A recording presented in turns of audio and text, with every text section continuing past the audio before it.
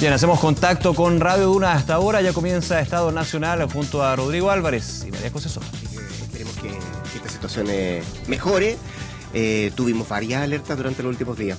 Vamos a ver qué es lo que pasa de aquí en adelante. Le damos las gracias a Nico Vial y acá partimos entonces Estado Nacional en Duna. Nos escucha el 89.7, también nos puede oír y mirar a través de la plataforma 24H de Televisión Nacional de Chile. Partimos el programa diciendo que ha sido una jornada bien agitada a raíz de este artefacto explosivo que detonó en una comisaría en la comuna de Huechuraba.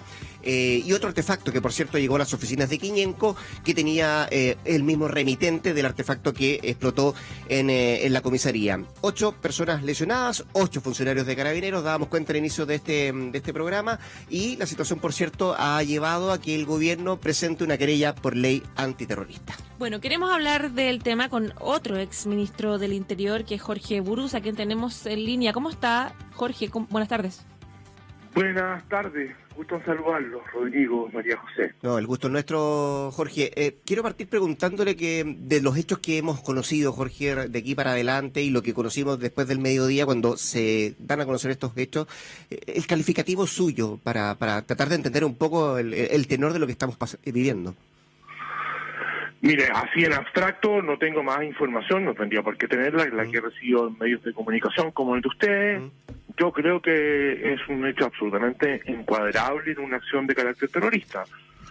Si no es terrorista, por lo menos desde el punto de vista teórico, abstracto, sin conocer los detalles, meter en una carta o en una encomienda un artefacto explosivo, mandarlo a un determinado lugar, no importándole un comino que lo abre, no importándole un comino que al abrirlo pueda incluso causarle la muerte, dependerá de los explosivos que tenía, pero sí lesiones, de todas maneras. Eso es un acto destinado a causar temor no solo en aquellos que fueron víctimas directas, sino que en la población. O sea, me han entrevistado otros medios de comunicación y la primera pregunta, o una de las primeras preguntas, ¿qué está haciendo la empresa pública, las empresas privadas, el gobierno para los nuevos protocolos en estas materias? O sea, inmediatamente se crea una psicosis que esto le puede pasar a cualquiera. Y entonces, eso es lo que buscan estas personas. Si eso no es infundir terror, otra cosa podría ser terrorismo. Sería muy extraño, y menos si fueron dos actos muy parecidos, uno frustrado afortunadamente. ¿En qué hipótesis podría no ser un acto terrorista? Que una persona le hubiera mandado una cosa así por una inquina personal respecto de alguien que presumía que lo iba a recibir. Eso me parece muy raro en este caso, porque lo podía recibir cualquiera, ¿no es cierto? Sí, Jorge, sabemos de 8 personas lesionadas. Esto pudo ser mucho peor, es grave, una situación que, a ver, ¿cómo la ponemos o la insertamos dentro de lo que estamos viviendo?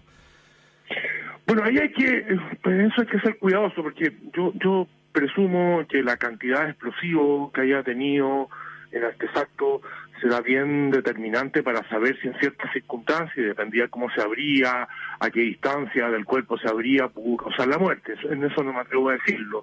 Uno podría presumir que no era, la magnitud no era para causar eso. Eso no le quita reproche jurídico, pero claro, habría que determinarlo con detalle, no me atrevo a decirlo. Sí, ¿no? Antes de ir a la querella, Jorge, solo la María José recordaba al inicio del programa los otros hechos que hemos conocido en el corto plazo, lo que pasó con Oscar Landerreche y lo que pasó también con el presidente Metro, con Luis de Granch.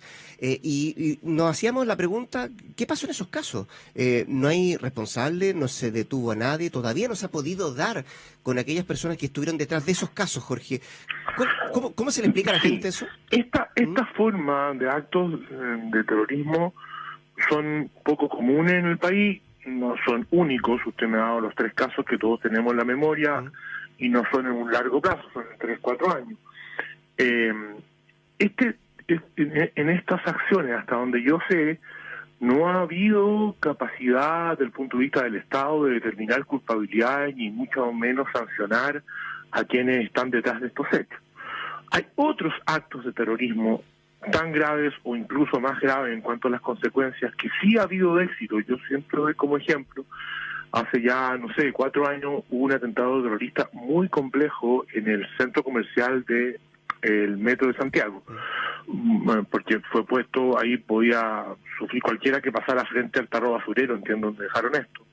En ese caso, que provenía de un grupo más bien que reivindicaba el anarquismo, una buena acción primero policial, después del fiscal y después judicial, y entiendo que el autor principal está condenado y está cumpliendo una larga condena por ley antiterrorista. Sí.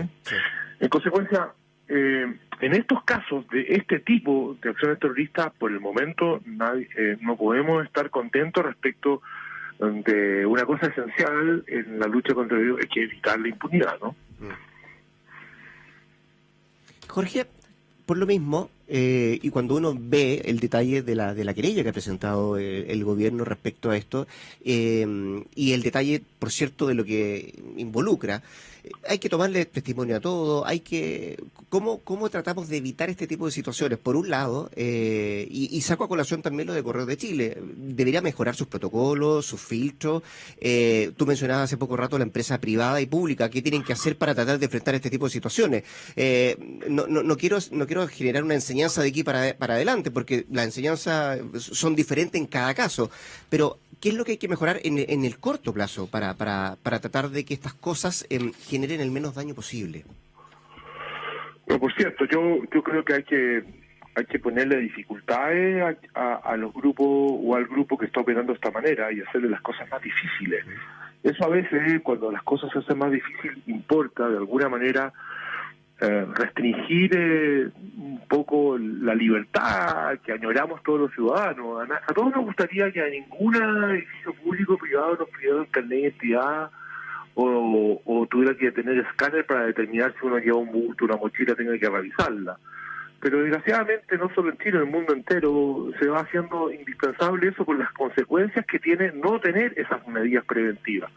Se pierde libertad, sí se pierde, desgraciadamente. Y de hecho, de alguna manera, aunque mucho menos que en otros países, nosotros hoy día ya notamos que en buena parte de oficinas, tanto privadas y públicas, hay algo más de control. Probablemente, yo no soy experto en el tema, frente a la repetición, no cotidiana tampoco se quiere, a la repetición de estos hechos, va a haber un aumento de los controles preventivos.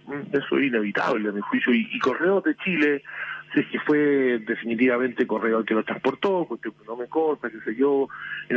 Tengo entendido que en otro caso no fue Correo, fue una empresa privada, el caso de la Andarreche privada de Correo.